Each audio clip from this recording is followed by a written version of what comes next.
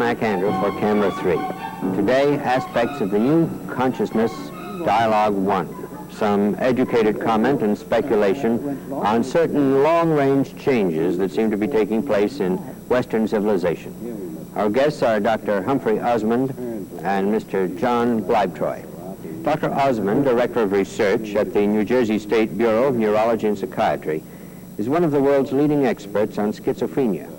Raised in England, an officer in the Royal Navy, later with the Department of Psychological Medicine at St. George's Hospital, and Director of Research at Saskatchewan Hospital, he is a member of the Royal College of Physicians and has lectured widely here in Canada and in Europe. One of the truly important men in the field of relating body to psyche. John Bleibtreu is the author of The Parable of the Beast, a highly regarded new work on what man might learn from animal behavior and animal societies. Mr. Bleibtreu has long been a student of the interaction between man's biology and his philosophy. He is presently connected with the Esalen Institute in Big Sur, California. That something is brewing in Western civilization, there is no doubt. After some centuries of an ethos polarized by judgments of good and bad, heaven and hell, we appear to be becoming influenced by the East, by the non-judgmental all-in-all that our poets have always talked about. There's new interest in mysticism, new evidence of the physical basis of personality, and new ideas about what the soul is. And there's also new feeling about how society can or should be organized for maximum use of creative human energy. The talk that one hears about alienation so much these days, and I was wondering whether the so-called new tribalism isn't a way about this. I think it's perhaps a way of trying to find an answer to it. I'd suspect a rather dusty answer. Because I think if one imagines that what has happened, say, in the last 100 years is that we're almost, at the fringe, or they say at the fringe of the universes, that the universes, or not the universe, the galaxies are moving apart, almost like a piece of rubber that's pulled away now. Our world has got much larger. Our universe has got infinitely larger, in fact. But at the same time, we remain ourselves. We're lonely. And the tribal society was built in a different kind of way, I think. It was built by people who were genetically very similar, who lived and did the same thing. And I'm not sure whether you can reconstruct it this way. I'm not sure whether you ought to try. And I'm not saying people are wrong to try this, but I'm not sure this is the way to set about it. Alienation isn't just a product of the expanding universe, the universe of knowledge and so forth, and the feeling of the diminishment of human beings. We've often been diminished in the past. It seems to be just a loss of identity, would you say? Well, of course, the diminishment is one thing, but then this is sometimes very good for mankind to see themselves as not being the center of the universe. It may be disillusioning, but it's healthy. But I think it's the increasing difficulty in communication because of the diverse experiences that people are having, and also because that we are probably becoming genetically more variable.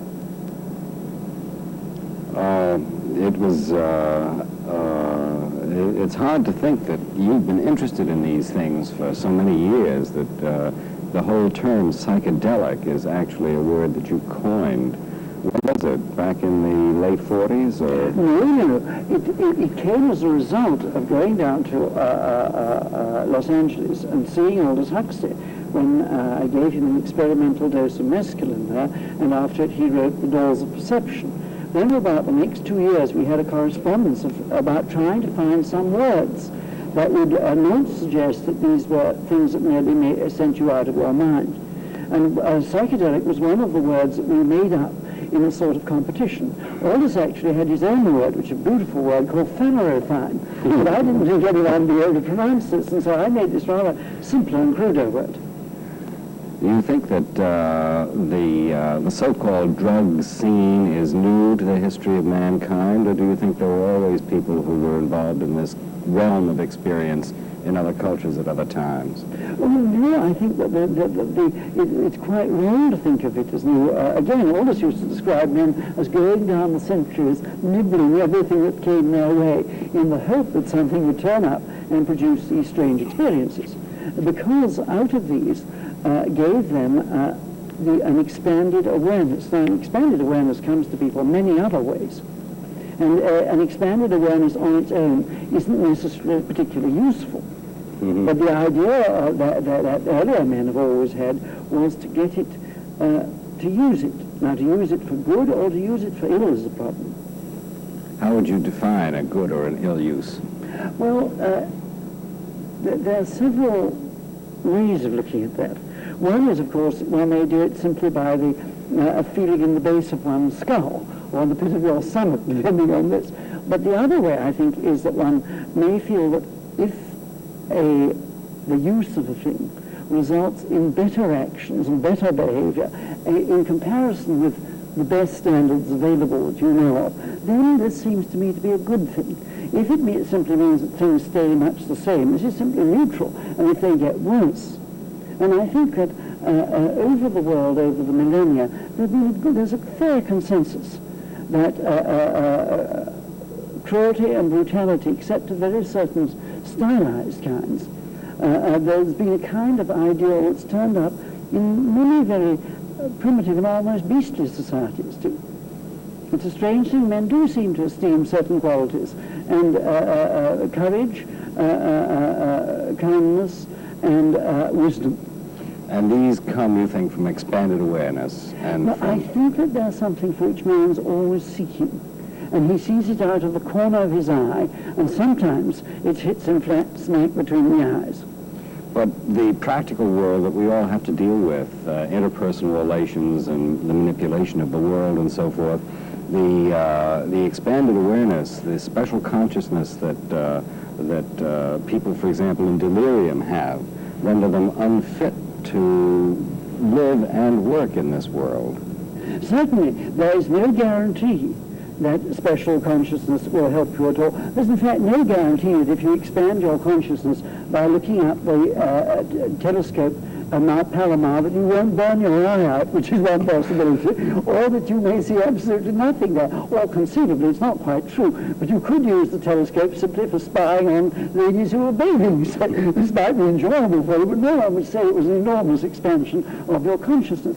There's no guarantee that you will use a thing well even.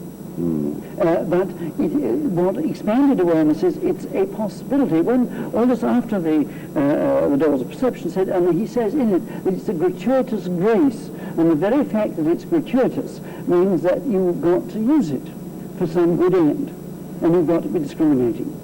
Do you see any parallel between the sudden revival of interest in Dionysiac religions or in Buddhist thought and so on and so forth, and in the new consciousness that has evolved? Is this connected to the use of consciousness expansion drugs? I think these, I put it the other way around in a way that the people's interest in consciousness expanding drugs, after all, they've been around all the time, they've not been lacking. And nor have the ways of getting these experiences been lacking over the centuries. But I think that what has presumably happened is that the enormous, in a sense, both exhilaration and terror of the technological revolution has made a good many people feel that this isn't quite enough. You see, after all, the utopianists of about the late 19th century, and this isn't quite fair to brand Wells in this way, but I'm going to, and Verne, because they didn't actually say this, but I'm being deliberately unfair to them. I think they suggested that there would be a technological answer to the matters in the heart and mind and spirit of man. Mm-hmm. It would appear that it's not that easy. Blake was even earlier in his condemnation of this. Particularly his comments on Newton there, who he saw as the man who, not wholly fairly either, as being the man who represented the mechanical universe. And he saw this early on in 1815, 1818, yes, when the Industrial Revolution was hardly underway. And he saw the dark satanic morals then. Now it would be the dark satanic IBMs and ICBMs too. Yes. Do you see any political consequences to this new kind of consciousness? Well, I think that the political consequences are already there in TV, in that the candidates are forced to do a thing which they really didn't have to do before, to engage in something that's very near a sort of eyeball-to-eyeball impact with you and me. Well, now, they weren't able to do this, and in addition to this, you and me actually see the man who we might or might not vote for, and who might both govern us and be our representative. This is a very different kind of thing. So the expanded consciousness means just any kind of perceptual Yes. increase in perception and in sensation. The thing that changes our ideas about time and space. And so, since time and space is really incorporated inside us, about us. Time and space is incorporated inside us. And it is. Yes. The way we deal with it. That's right. Well, this gets back again, I suppose, into your theory of tell me what you think of time, and I'll tell you what I think of you. Well, that's what I might be able to tell you a little about you and be much closer. How could you describe various ways of perceiving time and the character or behavioral structures that are evident with them? Well, let me leave out here the question of the rate of perceiving time, which is a rather special thing, and I think is not good to touch on from them. But people, when you get them to talk about time, talk about very different things, so different that when we started doing this work, it really seemed very strange, because every one of my three other colleagues, Mimi Sigday, Harriet Mann, and Monica Maligi, who worked on this, we all believed that our experience of time, was just how time is. It became very, very strange to discover that people have quite different views. One may, for instance, see time as being a continuous process going from past, present to future, and that you travel along this continuous timeline. Now, this seems to the people who hold this point of view so absolutely certain that anyone who disagrees with it is obviously joking or stupid or something. However, that isn't actually apparently so. There are people who live in the now as it is, and they really don't think about the morrow. And in addition to this, they really are not wondering what happened in the past. They are absolutely engagés in the now. And not only are these people, they are not stupid, they are not psychopathic, they're the people who much of the time govern much of the world. They must do so. They have their eye on the ball. They're the practical people. Yes, they're the children of this world who really know it, who know it from its very fibers, from the stuff it's made up of, from the people who are in it. They look at them. And they're not much interested in the past, and they're not very much interested in the future. But they really know the now. They manipulate it as a good craftsman manipulates clay. Then on so there you've got another kind of person. And then you have the nostalgic types. Well, then you have people who see, for society to keep going at all, even one can imagine that one might keep going without projections into the future and principles, but you could not keep going without someone who was doing something to keep the show going now, and you couldn't keep going without certain fundamental loyalties. You just would never keep together. So the person who, the past, with the past goes loyalty and feeling and emotion and all these rich and splendid things. Of course, it's not only rich and splendid, with this also goes vengeance. And long grudge bearing and vendettas. But you can't have your cake and eat it, as it were. You've got to take the rough with the smooth in these things. So society needs to keep going at all. People who have a recollection of the past, who form loyalties, who will stick together in a tight corner, and people who know what to do in that tight corner. And there's still another type, I suppose, speaking of H.G. Wells, those who live a good deal of the time in the future. Yes, there are other people. It's not even a matter, it's really people who believe that the purpose of the present is to get into the future. Not only that, but they're kind of strings leading from the future that is drawing the present along, who are devoted to the future, who believe that it would be well worth dying for the future. You remember back then there was the Irishman in the British House of Commons who asked, and I ask you, sir, what has posterity done for us? So how people feel posterity is doing something for us.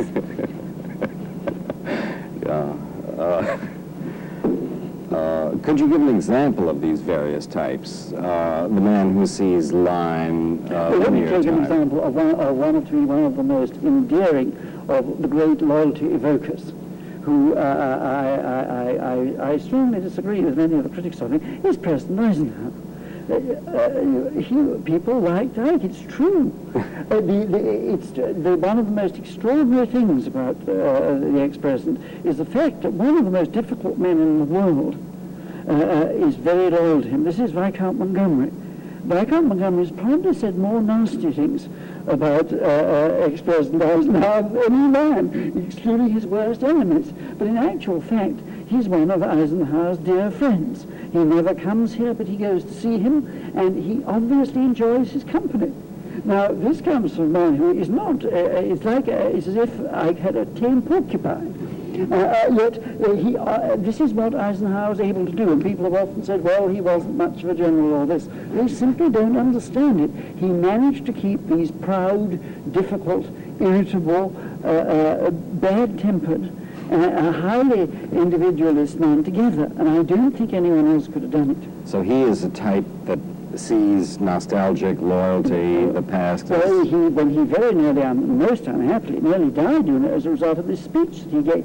What he talked about was largely the virtues that he saw, I think, were something like hard work, love of one's country, loyalty, and one of these other great feeling virtues.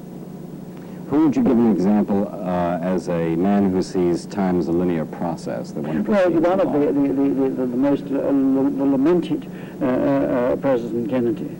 And after all, Kennedy was a man who prepared himself for politics by studying the past of American politics in great detail, who was constantly seeking for principles in politics and admitting that it was extremely difficult, and going back and trying to do it, whose inaugural speech drew a line between the past and present of the Republic, who constantly grappled with attempts to produce better ideas about politics. It's very difficult for such men to go into politics, because politics is not only high thinking, but he was fortunately an inspiring man too. Would you say, as an example of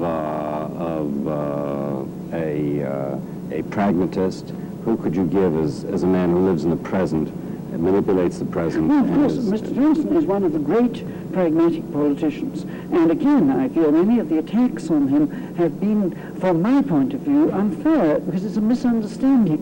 Mr. Johnson sees the immediate present with extraordinary skill and adroitness. But I don't think he would believe this, and I don't think his greatest friend or his worst enemies would disagree with me here.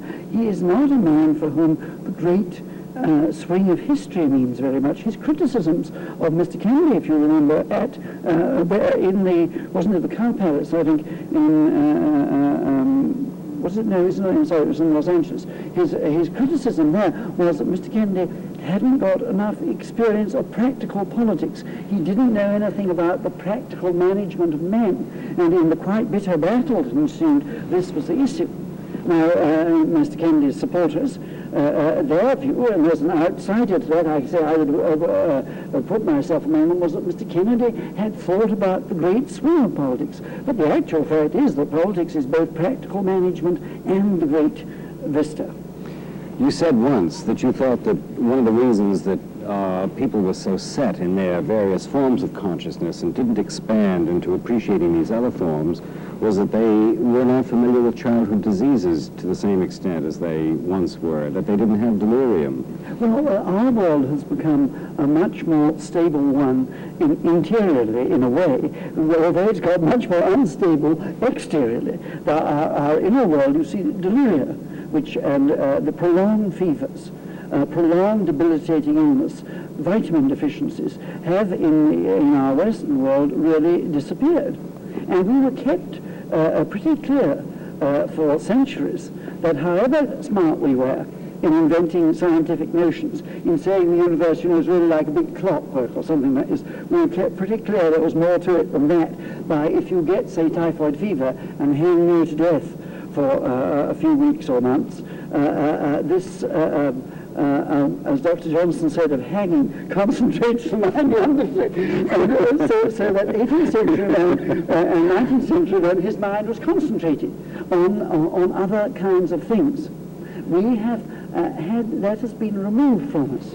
Would you say then that expanding the consciousness means moving out of these various time boxes that you've described to appreciating other forms of examining time and space? Yes, being aware that it is a bit more complicated than that. Being aware that the finest set of reasons, there may be other kinds of reasons. I think that they're not in as the heart have reasons, but in addition to this, the imagination, as Blake always pointed out, has its own reasons. And in addition to this, the appreciation of the immediate now has reasons. So that the great rational men who from time to time dominate philosophy, and they don't dominate affairs too much, but these great rationalizations are not all of human experience. But yet the great rationalizer would like them to be so. There is a type of consciousness that doesn't fit into any of these time boxes. Coleridge is an example, I suppose, or Blake himself in the prophetic works. How would you describe that? Well, what Jung called his intuitives, the idea that you can take into account everything, this kind of global oceanic thing. Of course, this is very unusual. It's taking the totality of experience. And it's pretty clear that this is not a matter of practical general use all the time, but at the same time, this is part of humanity. It's part of the main, and unless you realize it's there, and to the people who have it, and to all mankind in a dilute way, it means a lot. To drive this out of human affairs, I think, is like driving out really a vitamin of the soul. How would you go on driving out a vitamin of the soul? Well, you can't, that the wish that man is only this, that he is only a bit of an economic process, that his greatest aspirations are only a bit of one of his hormones. Now, but the fact is this, I may say that of every other person in the universe, but I don't believe it about me, and I don't think anyone believes it about that. I just don't believe that. And it's interestingly enough that very few philosophers have actually been prepared to, in their own personal life, behave as if they were just a bit of a spring. They don't. It's the beauty of the notion carries them away. The theory, you must bind humanity to the theory because it'll make you all happier or better, or it'll be more reasonable. But the fact is this man has always complained about this. Yet on the other hand, he has got to be to exercise reason to survive. Yes. Yet there are many primitive peoples who apparently live much more intensely in the dream world than do us rational Westerners. But of course, the penalty of this is staying primitive. Now, I think that we have to try to make a supreme effort to have our cake and eat it, to try and do this. And this requires an effort in which the space program is really a small business. Rebuilding our cities is a small business. Those things we could do with a minor accruement of common sense now. Not to go out and murder each other with atomic weapons is a small business compared with the idea of really trying to restructure our world so that we make use of our potential. How do you mean, our potential? Well, the potential of man is still quite unknown. The most, reading Oscar Lewis's great La Vida about people, ladies whose main activity is prostitution. Nevertheless, in this book, the nobility of these people comes out quite clearly. They live a disgusting life, sure, but they are nevertheless a people of great aspirations. There they are, poor Puerto Rican people living under dismal circumstances, coming to New York and living dismally again and being very unhappy, but their courage, their nobility. In other words, the new consciousness hopefully will raise the nobility of man, particularly Western man who's been involved in a technological rat race, you think? Yes, and allow also the disnobility of Eastern man, too, who's been prepared to say, we'll wait for the next car number 3. Now, this is all very well, but I can't help feeling that this has a habit of, in fact, producing more disgusting behavior than is necessary. Really? If you're prepared to say, well, we'll sit out this one and wait for the next one, I think it often encourages its own kind of vices. And actually, I think Buddha was of that opinion too. He did not suggest that the job of the Buddha was to sit out this karma. He suggested that he was supposed to hang around and wait to help sinful people, as I understand it. Sinful people to appreciate the present and the totality of the future and the past that exists. And to appreciate that the real sin is living and behaving less well than they need, than is possible for them. And that's really the sin against the Holy Ghost. The people don't do what they really could do, and which the dreadful thing is they know that it could. Even these ladies who have to live by prostitution, they know that. They know there's more to them than that. And they say so. And greatly to Oscar Lewis' tremendous credit as an anthropologist, he said so. So that is where we must be going if we are to survive. And we must be serious about it. And that we must not suppose that it's good enough just to say, oh, well... Yes, I think the Buddha also... the doctrine of acceptance is also, in a way, somewhat pernicious. We have some force over the future. We can direct ourselves. The Buddha himself actually suggested that, you see, because otherwise it's inconceivable the Buddha would turn back from nirvana or nibbana, or whatever it's called, would turn back. Why should he bother? It would be simply interfering with the process, wouldn't it? Surely. And again, but of course, the thing is, part of the Buddha's doctrine is very correct too. In fact, there are things that cannot apparently be remedied, and those must be accepted with as good grace as possible.